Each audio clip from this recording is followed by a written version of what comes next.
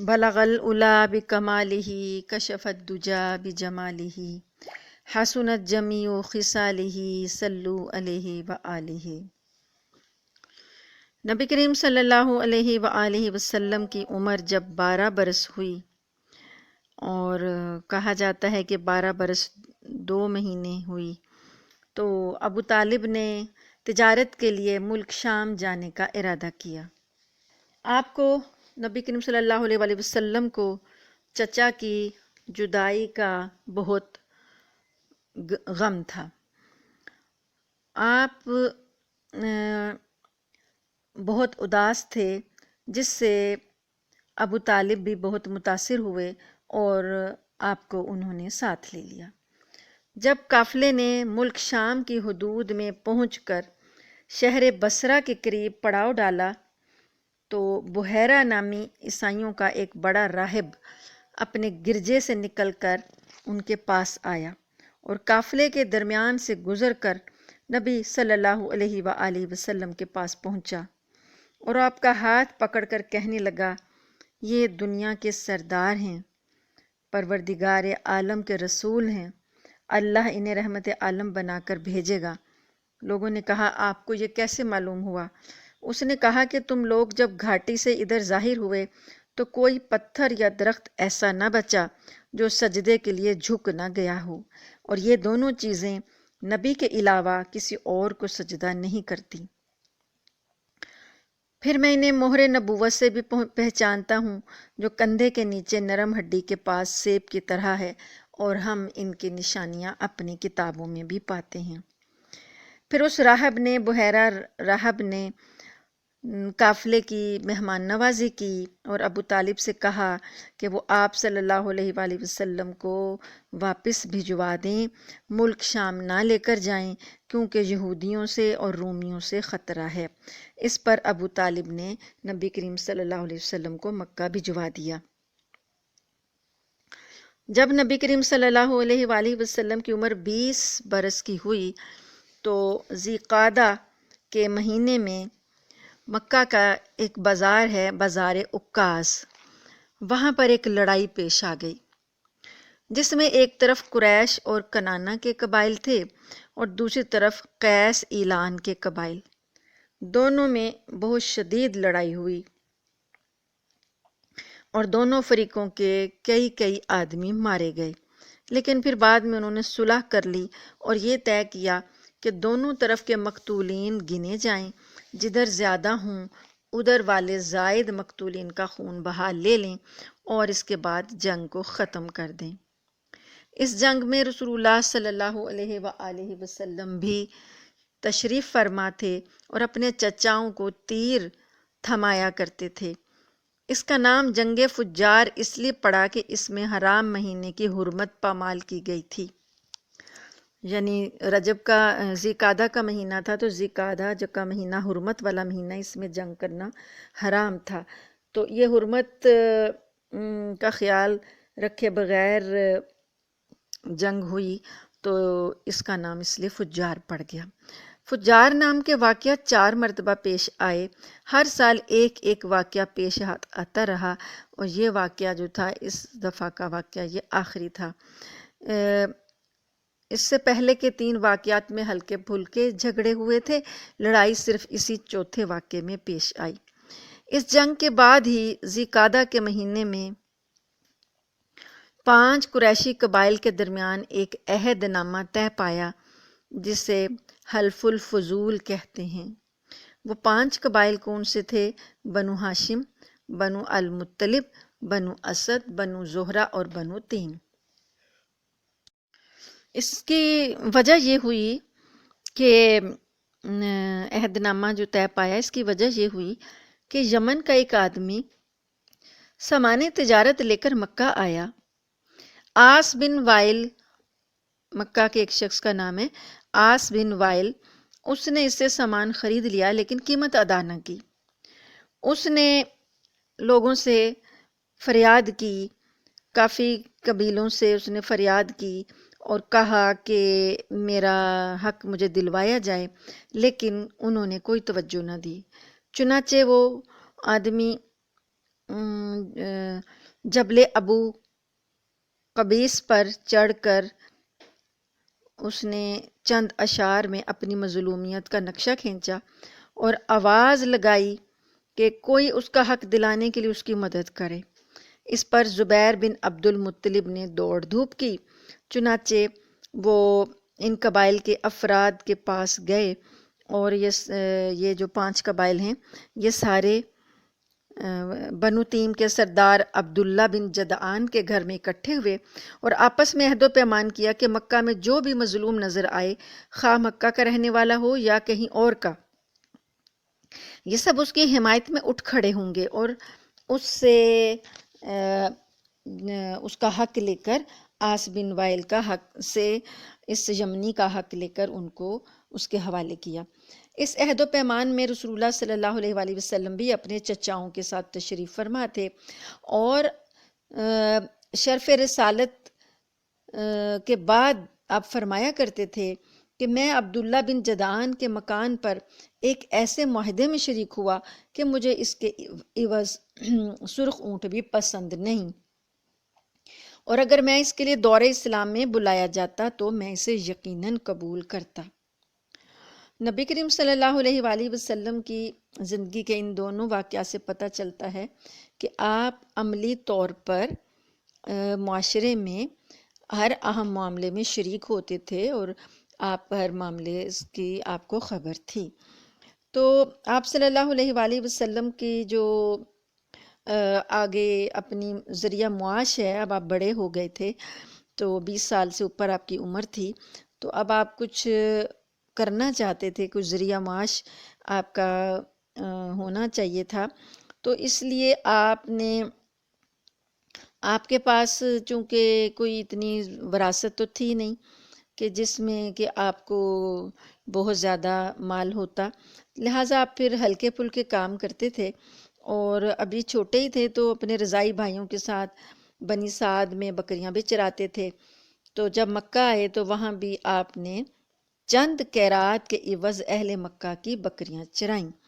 قیرات جو تھا وہ 1 دینار کا 20واں یا 24واں حصہ ہوتا تھا۔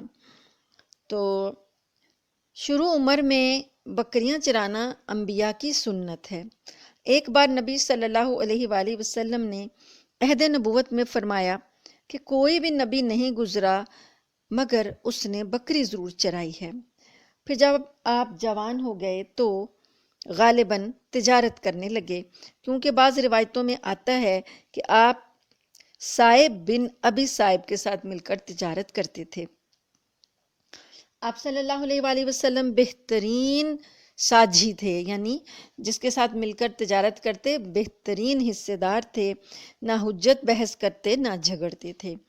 آپ معاملات میں حد درجہ امانت، سچائی اور پرہیز کے لیے مشہور تھے اور زندگی کے سارے میدانوں میں آپ کا یہی طریقہ تھا، چنانچہ آپ کا لقب بھی امین پڑ گیا تھا۔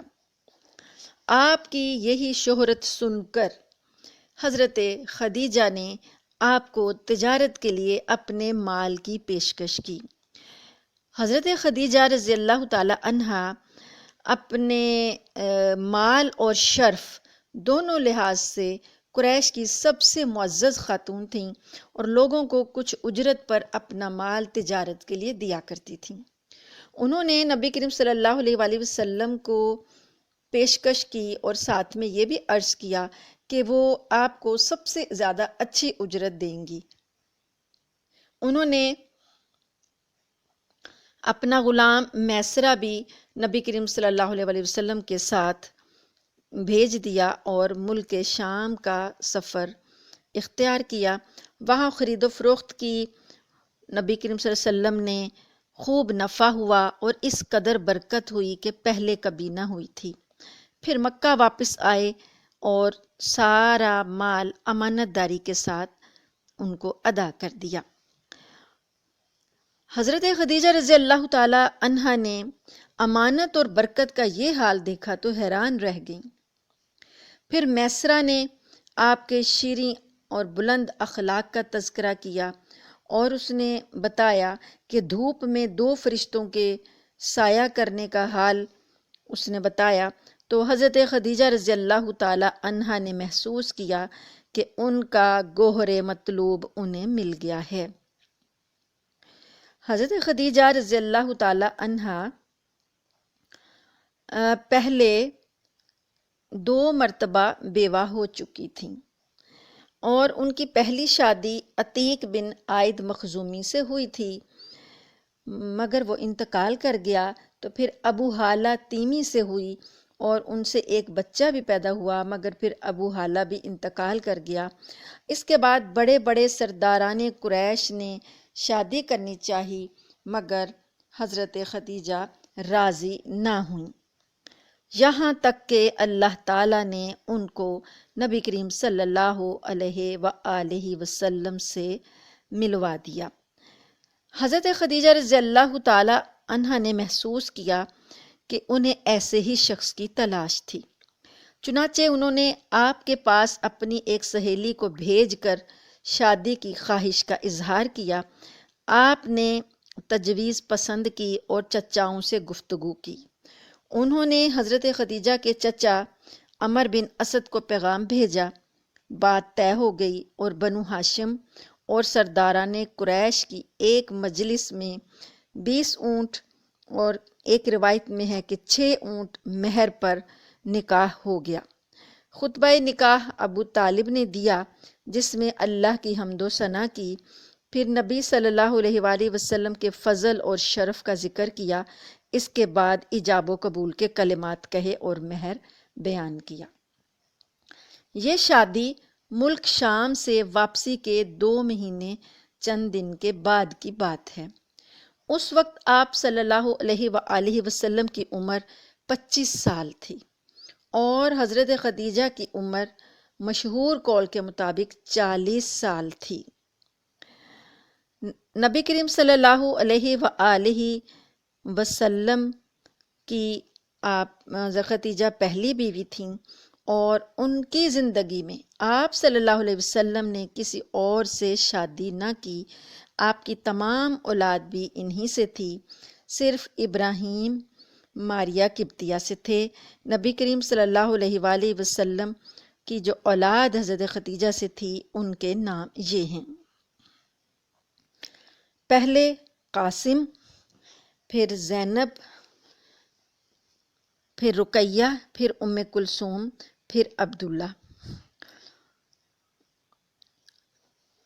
آپ کے تمام لڑکے بچپن ہی میں انتقال کر گئے، البتہ تمام بچیوں نے عہد نبوت کو پایا اور اسلام لے آئیں اور ہجرت بھی کی۔ آپ کی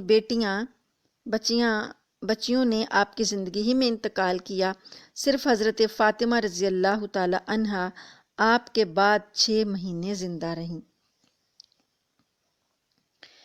نبی کریم صلی اللہ علیہ وآلہ وسلم کی عمر کا 35واں سال تھا کہ ایک زوردار سیلاب آیا مکہ میں، جس سے خانہ کعبہ کی دیواریں پھٹ گئیں۔ یہ دیواریں ایک بار کعبہ میں آگ لگ جانے کی وجہ سے پہلے ہی کمزور ہو چکی تھیں۔ اب قریش مجبور ہوئے کہ نئے سرے سے تعمیر کریں۔ اس موقع پر انہوں نے فیصلہ کیا کہ اس تعمیر میں صرف حلال مال ہی خرچ کریں گے، چنانچہ سود کی دولت، کسی کا ناحق لیا ہوا مال یا کوئی اور حرام کام سے کمایا ہوا مال اس میں استعمال نہیں کریں گے۔ انہیں خانہ کعبہ گراتے ہوئے ڈر بھی لگ رہا تھا کہ کہیں اللہ کا عذاب نہ ٹوٹ پڑے۔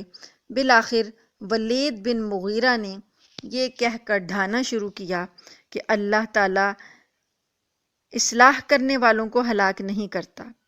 جب لوگوں نے دیکھا کہ اسے کچھ نہیں ہوا تو انہوں نے بھی ڈھانا شروع کر دیا اور ساری دیواروں کو ابراہیم علیہ السلام والی بنیاد تک کھود ڈالا۔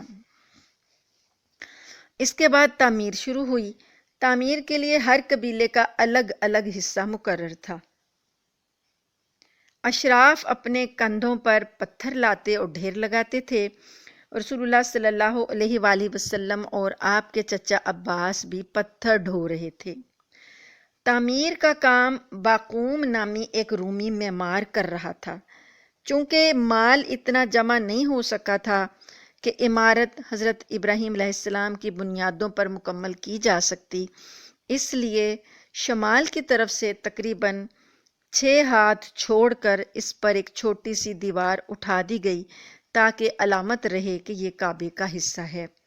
اسی کو حتیم کہتے ہیں۔ جب دیوار حجر اسود تک اٹھ چکی تو ہر سردار نے چاہا کہ وہی حجر اسود کو اس کی جگہ رکھنے کا شرف حاصل کرے۔ اس پر سخت جھگڑا اٹھ کھڑا ہوا اور جو 4-5 روز تک جاری رہا۔ قریب تھا کہ حرم ہی میں خون خرابہ ہو جاتا، لیکن ابو امیہ نے، جو سب سے زیادہ عمر رسیدہ تھا، یہ کہہ کر فیصلے کی ایک صورت پیدا کر دی کہ مسجد حرام کے دروازے سے جو شخص پہلے داخل ہو اسے اس جھگڑے کا حکم مان لیں۔ لوگوں نے یہ تجویز منظور کر لی۔ اللہ کی مشیت دیکھیں کہ اس کے بعد سب سے پہلے جو شخص داخل ہوا وہ رسول اللہ صلی اللہ علیہ وآلہ وسلم تھے۔ قریش نے دیکھتے ہی کہا، ھذا الامین رضیناہ ھذا محمد، یہ امین ہیں، ہم ان سے راضی ہیں، یہ محمد ہیں۔ پھر آپ ان کے پاس پہنچے تو انہوں نے آپ کو تفصیل بتائی۔ آپ نے اس کا یہ حل نکالا کہ ایک چادر لی، اس میں حجر اسود رکھا اور سب سرداروں سے کہا کہ اس کا کنارہ پکڑ کر اوپر اٹھائیں۔ سب نے ایسا ہی کیا۔ جب چادر حجر اسود کی جگہ تک پہنچ گئی تو آپ نے اپنے مبارک ہاتھ سے حجر اسود کو اس کی جگہ پر رکھ دیا۔ یہ اتنا عمدہ فیصلہ تھا کہ اس پر سب خوش ہو گئے۔ حجر اسود زمین سے 1.5 میٹر بلندی پر ہے اور دروازہ تقریباً 2 میٹر اونچا ہے۔ قریش نے یہ دروازہ اس لیے اتنا اونچا رکھا تاکہ ان کی اجازت کے بغیر کوئی شخص کعبہ میں داخل نہ ہو سکے۔ دیواریں 18 ہاتھ بلند ہیں جبکہ پہلے 9 ہاتھ تھیں، اور 15 ہاتھ کی بلندی پر چھت لگائی گئی ہے۔ اس سے پہلے چھت نہیں تھی۔ نبی کریم صلی اللہ علیہ وآلہ وسلم کی سیرت بعثت سے پہلے، یعنی نبی بننے سے پہلے آپ کے اخلاق کیسے تھے؟ آپ صلی اللہ علیہ وآلہ وسلم بچپن ہی سے سلیم العقل، پاک دامن اور بھرپور قوت کے مالک تھے۔ جوانی اور پختگی کا زمانہ آیا تو آپ کی خوبیاں اور نکھر آئیں۔ آپ درست سوچ، صحیح نظر، بہترین اخلاق اور عمدہ عادات کا سب سے بلند نمونہ تھے۔ سچائی اور امانت، مردانگی اور شجاعت، عدل اور حکمت، زہد اور قناعت، بردباری اور عفت، صبر و شکر، حیا اور وفا، خیر خواہی اور تواضع، سب میں ممتاز تھے۔ بھلائی اور احسان میں آپ کا کوئی ثانی نہ تھا۔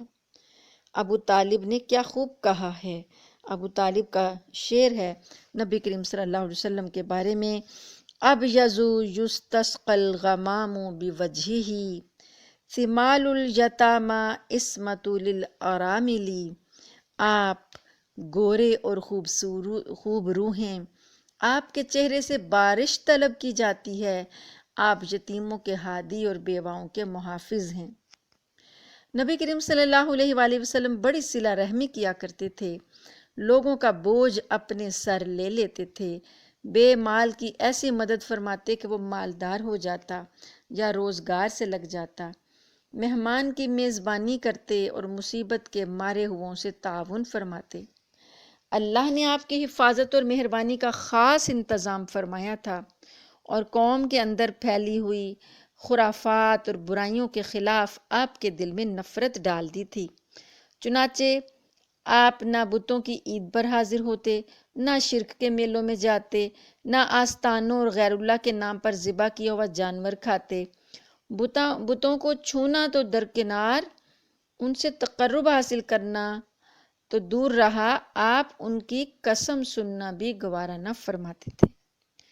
شراب نوشی اور لہو و لعب جو کہ اس وقت کے عربوں کی عام عادت تھی، آپ ان کی مجلسوں سے انتہائی دور تھے۔ ایسی کسی مجلس میں آپ نے کبھی شرکت نہ فرمائی، حالانکہ یہ مجلسیں جوانوں کی تفریح گاہ اور دوستوں کی جائے ملاقات ہوا کرتی تھیں۔ اب نبی کریم صلی اللہ علیہ وآلہ وسلم کی عادات اور ان کی قوم کی عادات کی وجہ سے آپ کے درمیان ایک عملی اور فکری فاصلہ تھا۔ جوں جوں آپ کی عمر بڑھتی جا رہی تھی، آپ صلی اللہ علیہ وآلہ وسلم اور آپ کی قوم کے درمیان یہ عملی اور فکری فاصلہ بڑھتا جا رہا تھا۔ آپ قوم کی بدبختی اور بگاڑ دیکھ کر رنجیدہ رہنے لگے، آپ ان سے الگ تھلگ اور تنہا رہنے کی خواہش کرنے لگے، اور آپ کی یہ سوچ بھی گہری ہونے لگی کہ اپنی قوم کو ہلاکت اور تباہی سے کیسے بچایا جا سکتا ہے۔ جوں جوں آپ کی عمر بڑھ رہی تھی، آپ کا یہ غم اور یہ خواہش بڑھتی ہی گئی، اور بالآخر آپ غار حرا میں تشریف لے گئے، جہاں آپ سال میں رمضان کا ایک مہینہ دین ابراہیم کی بچی کھچی تعلیمات کے مطابق اللہ کی عبادت کرتے، اور مہینہ پورا کر کے صبح سویرے مکہ تشریف لاتے اور خانہ کعبہ کا طواف کر کے گھر آتے۔ 3 سال تک آپ کا یہی عمل رہا، یعنی 38، 39 اور 40، یہ 3 سال جب تھے، یہ 3 سال آپ کی عمر کے غار حرام کی میں عبادت میں صرف ہوتے تھے۔ عبادت آپ کیا کرتے تھے؟ اس وقت 2 نمازیں دین ابراہیمی میں جو 2 نمازیں تھیں صبح اور شام کی، وہ پڑھتے اور غور و فکر آپ کرتے، اور آپ جو بچی کھچی تعلیمات تھیں ان پر عمل کرتے۔ چنانچہ جب آپ کی عمر پوری 40 سال ہوگی، پوری 40 سال ہو گئی، اور عموماً اسی عمر میں پیغمبر بھیجے جاتے ہیں، تو نبوت کی چمک دمک اور سعادت کی جھلکیاں آپ کے اندر آپ کو اللہ نے دکھلانی شروع کیں۔ چنانچہ آپ نیک خواب دیکھتے، اور جیسا دیکھتے ویسا ہی پیش آ جاتا۔ پھر آپ کو روشنی نظر آنے لگی، اور آواز سنائی دینے لگی، یعنی جو آوازیں ہم نہیں سن سکتے، عام ہم صرف اپنی بولیاں سن سکتے ہیں نا، اور عام جو مثلا درخت اور پتھر اور پہاڑ، ایسی چیزوں کی ہمیں کوئی آواز سنائی نہیں دیتی، آپ صلی اللہ علیہ وسلم کو آواز سنائی دینے لگی۔ نبی کریم صلی اللہ علیہ وآلہ وسلم کا فرمان ہے، میں مکہ میں ایک پتھر کو پہچانتا ہوں جو بعثت سے پہلے مجھے سلام کیا کرتا تھا۔ نبی بننے کے بعد آپ نے اس پتھر کو بھی یاد رکھا جو آپ کو نبی بننے سے پہلے سلام کیا کرتا تھا۔ جب نبوت کا جب غار حرا کا تیسرا سال، تیسرے رمضان آیا، تو آپ کی عمر کا اس وقت 41واں سال چل رہا تھا۔ آپ مسلسل 3 سال سے غار حرا میں تشریف لا رہے تھے رمضان میں، تو آپ کی عمر کا 41واں سال چل رہا تھا، تو آپ غار حرا کے اندر ذکر الہی اور عبادت میں مشغول تھے کہ یکا یک حضرت جبریل علیہ السلام نازل ہوئے۔